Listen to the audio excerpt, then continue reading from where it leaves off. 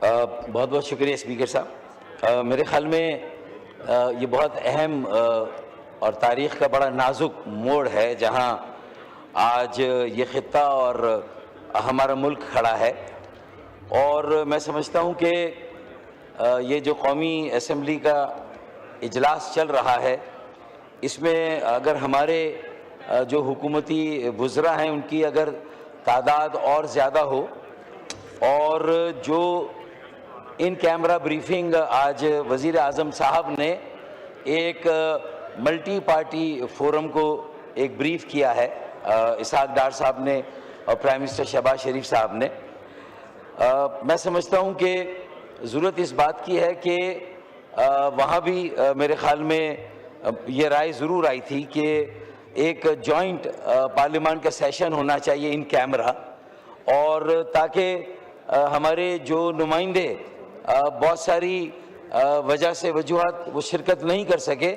ان کی شرکت کو بھی ہم یقینی بنا سکے. تو میرے خیال میں ہم تجویز پر بھی جائیں، کچھ سوال بھی کریں،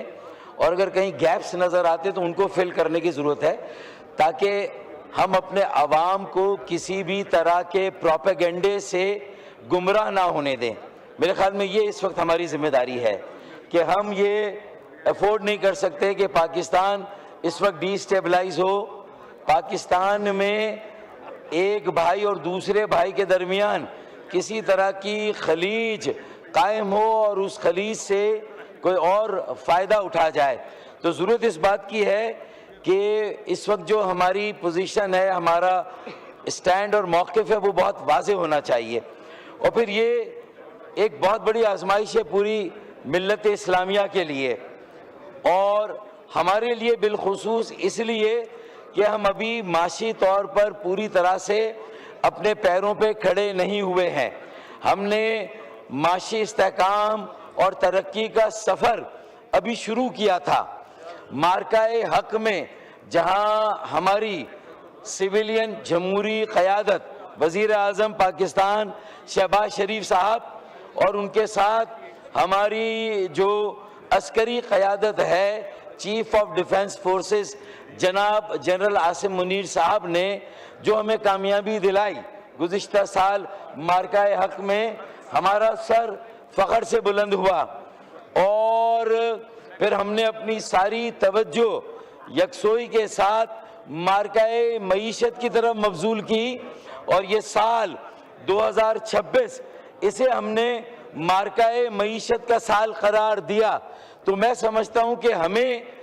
بہت احتیاط سے کام لینا ہے، کیونکہ ہم ایک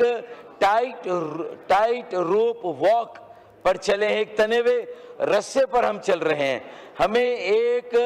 فائن بیلنس اختیار کرنا ہے. ایک طرف ہمارا دوست پڑوسی اور برادر ملک ایران ہے، اور دوسری طرف خلیجی ممالک سے بھی ہمارے تعلقات میں سمجھتا ہوں کہ دیرینہ ہے. ہم آل ویدر فرینڈشپ، ہر موسم کی ہماری ان کے ساتھ دوستی اور بھائی چارہ ہے. تو میں سمجھتا ہوں کہ ہماری، اور پھر بالاتفاق جو کردار امریکہ نے ادا کیا 5 مئی اور 10 مئی 2025 کے درمیان، اور جس طرح ہم نے اپنے دیرینہ اور بدترین دشمن کو دھول چٹائی اور اس کی طاقت کو، اس کے غرور کو خاک میں ملایا، تو میں سمجھتا ہوں، اور اس میں جو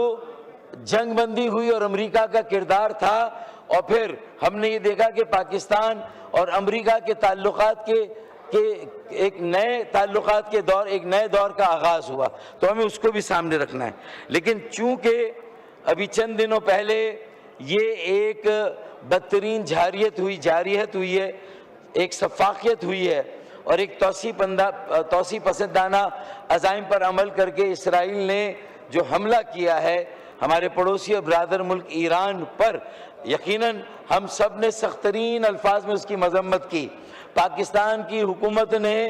سلامتی کونسل میں بھی واشگاف لفظوں میں اس حملے کی مذمت کی، اور پھر امام علی خامنہئی صاحب کی شہادت یقیناً ایک بہت گہرا صدمہ ہے ہم سب کے لیے. ہم نے خراج عقیدت پیش کیا انہیں، اور جو اس کے علاوہ شہداء تھے ہم نے ان کے جو خون جو ناحق بہا ہے ہم نے اس پر بھی بات کی ہے، اور ظاہر ہے کہ میں یہی بات کہوں گا کہ یہ جذبہ ہر جگہ موجود ہے کہ نہ سر جھکا کے جیے ہم اور نہ منہ چھپا کے جیے۔ میں خراج عقیدت پیش کرتے ہوئے علی خامنہئی صاحب کی جو شہادت ہے میں یہی کہوں گا کہ نہ سر جھکا کے جیے ہم اور نہ منہ چھپا کے جیے، ستم گروں کی نظر سے نظر ملا کے جیے۔ اب اگر ایک رات کم جیے تو کم ہی صحیح، یہی بہت ہے کہ ہم شمع جلا کر جیے، تو میرے خیال میں یہی بہت ہے کہ ہم مشعلیں جلا کے جیے۔ تو میرے خیال میں یہ جذبہ اپنی جگہ موجود ہے، لیکن جذبے اپنی جگہ پر ہیں، لیکن ہمیں بہت ہی تحمل سے بردباری سے بھی کام لینا ہے، اور ہمیں ایسی پالیسی وضع کرنی ہے کہ جس میں وہ جو ہماری اللہ تعالیٰ نے اس وقت پوزیشن دی ہے کہ شاید امریکہ بہادر سے بھی وزیر اعظم صاحب اور فیلڈ مارشل عاصم منیر صاحب بات کر سکتے ہیں، ہم ایران سے۔ شکریہ۔ بس اب فاروق بھائی اس طرح نہیں کام چلے گا، یہ ایک اہم بات بحث ہو رہی ہے۔ میں نے تو سیدھی آپ کے ہی پارٹی کے ممبران ہیں، 3 کے اور نام ہیں، افطاری سے پہلے ہم نے جانا ہے، یہاں کے سٹاف کو کم سے کم گھنٹہ لگتا ہے بسوں میں گھر پہ پہنچنے کے لیے۔ کل بھی شکایت آئی پارلیمانی لیڈر ہوں، خالد بھائی کی طرف سے مجھے کہا گیا ہے کہ میں پارٹی کے ایک موقف کی یہاں پر نمائندگی کروں، اور میں یہاں بات کر رہا ہوں، اور میں ساری کام کی بات کروں گا، میں کوئی بات ایسی نہیں کروں گا جو کہ کوئی شک نہیں۔ دیکھیں سوال یہ پوچھنے کا ہے اور یہ جاننے کا ہے کہ اگر یہ اسرائیل نے حملہ کیا تھا ایران پر اور اسرائیل کی جارحیت تھی، تو میں یہ جاننا چاہتا ہوں اور ہمیں ہمارے بڑے یہ معلوم کر کے بتائیں کہ پھر اگر خلیجی ممالک میں فرض کر لے یو اے ای ہے، بحرین ہے، کیسے وائنڈ اپ کروں، کویت ہے، قطر ہے، اگر ان میں سے کسی کی زمین استعمال ہوئی تو ان ممالک کو اس لڑائی میں گھسیٹنے کی کیا ضرورت تھی، اور یہ کون سی سازش ہے جس پر یہ عمل ہو رہا ہے؟ کل ہو سکتا ہے کہ اسرائیل اپنے مذموم مقاصد اور عزائم جس حد تک حاصل کرنے کر کے وہ نکل جائے،